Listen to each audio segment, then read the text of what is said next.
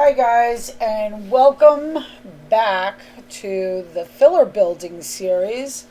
This is part 9. We finished the top of the building, we finished our storefronts, but now we're going to create our props, our accessories, and our adornments to make our filler building give it more interest. So, today we're going to create the decorative building cornice at the top of most city buildings. And if you're creating a city, you're going to be making a lot of these. It's super easy. We're going to create it in SketchUp. But before we go to SketchUp, I want you to head over to the Cool School Discord channel.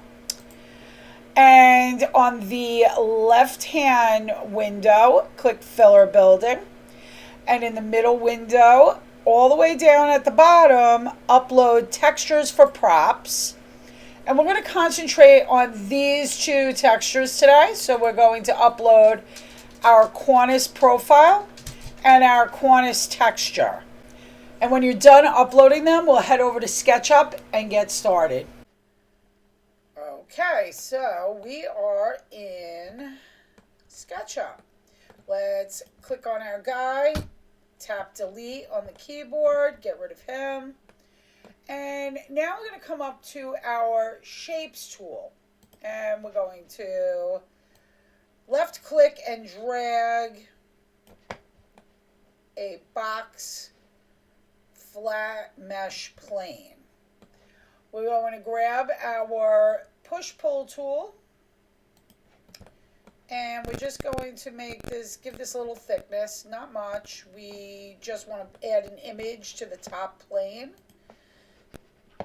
or to the top face. Click to select, go up to File, upper left hand corner, and Import. Make sure all supported image types is selected in the bottom right. And grab your cornice profile image and import. And now you can see that's on the end of my mouse. I'm going to start up here and left click and drag until that is in on our mesh. Now I'm going to right click, go down to texture and over to position. And I'm just going to move this into the corner because now two of our lines are taken care of for us. Don't worry about all of this. X out.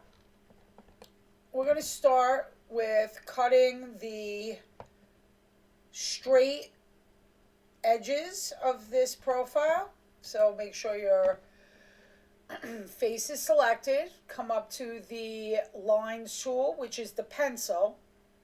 Click on that tool. And we're going to start in the corner. We're going to left click, drag down, and you can see that that's highlighted in green. That means it's a straight line. When you veer off, it is not highlighted in a color. We come to the end of that. Left click. And then escape to end that drawing cycle. Here's another straight line. We're going to left click in the corner. When it comes straight across, it's highlighted in red, so we know it's straight. Left click and escape. I'm going to come down here. We're going to left click, come straight down, highlighted in green, left click. And then we're going to continue over to the right. Left click. Perfect. And now we hit escape. Okay. Now we have to do these rounded arcs of this image. So we're going to come up to our arc tool. Click that. You want to make sure that the 2-point arc is selected. I'm going to start on the edge, left click, come to the adjacent end of the line that we created, left click, come into the middle where that little line is, and just pull that into the shape we want it. Right there looks good, left click. So, start on the end point, left click, come to the adjacent end point, left click, come into the middle, and pull into place, left click. Make sure that everything is flat to the surface. End point, left click, end point, left click, come into the middle, move into place, left click. End point, and then to the edge here, left click, to the middle, left click. Now, when we grab our select tool, we can see that these are two separate pieces. Okay. Now we're going to get rid of all of this by grabbing our push-pull tool, pushing in and up slowly, and let go when you see the gray. Okay. So we're looking good. Now I want to take this object and I want to flip it 90 degrees so it's standing up straight. So I grab my select tool, click on one part of our mesh, and then magic box it to select all. I come up to the rotate tool right here, upper left hand corner on our toolbar, and I move that rotate tool into the sky so I can see it good. I left click to lock that in place and come straight over to the right at the 3 o'clock position here. I left click and then move my mouse up to the 12 o'clock position and left click. I then grab my pointer tool to get out of that rotate tool, and we're at a 90 degree stand up. So that looks good. Let's select one face of this profile and grab our push-pull tool at the top toolbar. Hover over the face and pull. Hold that left button down and pull that out. Now, with just a simple push-pull task, you've created what looks to be a complicated mesh. It's all tricks. You just need to know what tools to use. Okay, so that looks beautiful. Now we're going to texture this. So we're going to grab our select tool. We're going to select a face, go up to File, Import. Make sure all supported image types is selected in your bottom right drop-down menu. And grab our cornice texture that we uploaded from Discord and import. Now here we've got our texture, and we're going to left click and drag up, and there you go. We want to be able to see that texture. Now we're going to magic box this whole thing to select it all. We're going to come over to the right hand side to our materials tray. This window, click the drop down and make sure that in model is selected. We're then going to see the texture we just brought in, the cornice texture. Click on that. I don't know if you can see it in the video, but it turns into a bucket tool. We're going to hover over the part that we textured already because we want that same size texture and that same texture, same size, everything to be all over this model. So we hold down our Alt key till it turns into an eyedropper and we left click once. We then spill the bucket into the rest of the model, and now this whole thing is textured to match the original texture you brought in. Perfect.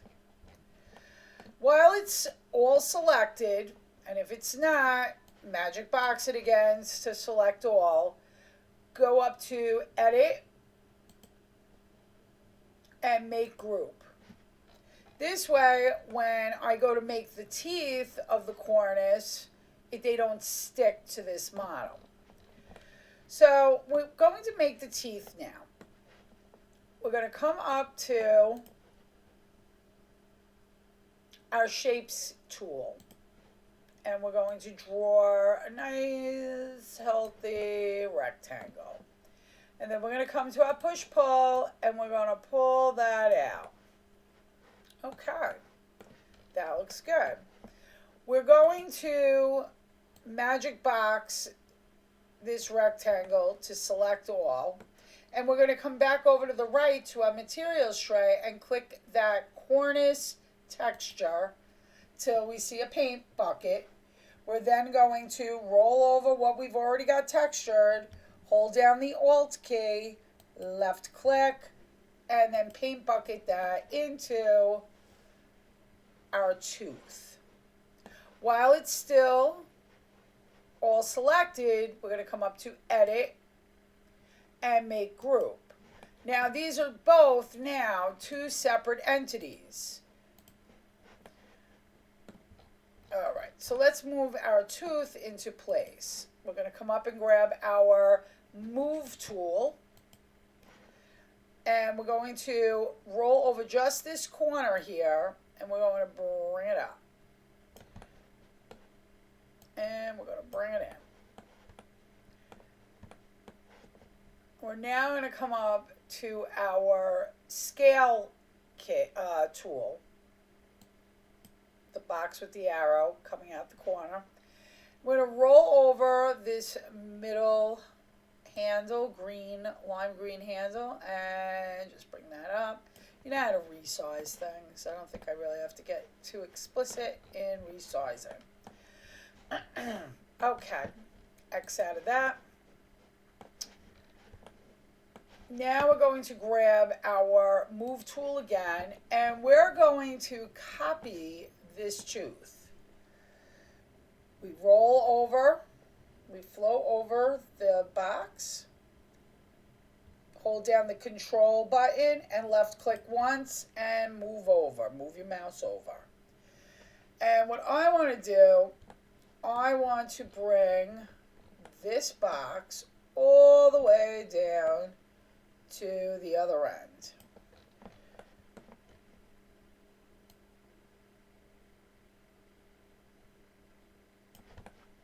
Okay, so now I have one on one end and one on the other end. I am then going to roll over that with my mouse, hold down my control button, left click once, and move that over into the middle. You know, eyeballing it, fine. Then I'm going to hold my control key down again, left click, bring that into the middle of these two on the left. Hold down my control key, left click once, move it over to the middle on the right. Hold down my control key, left click, and bring that into the middle all the way on the right. All right, so you have made a fabulous cornice. So now we're going to magic box this whole thing. We're going to go up to File, Save As. We're going to name this cornice or whatever you would like to name it. And we're going to make sure that in this drop-down menu that SketchUp 7 is selected. If SketchUp 7 isn't selected, it will not save and you will not see it in Blender.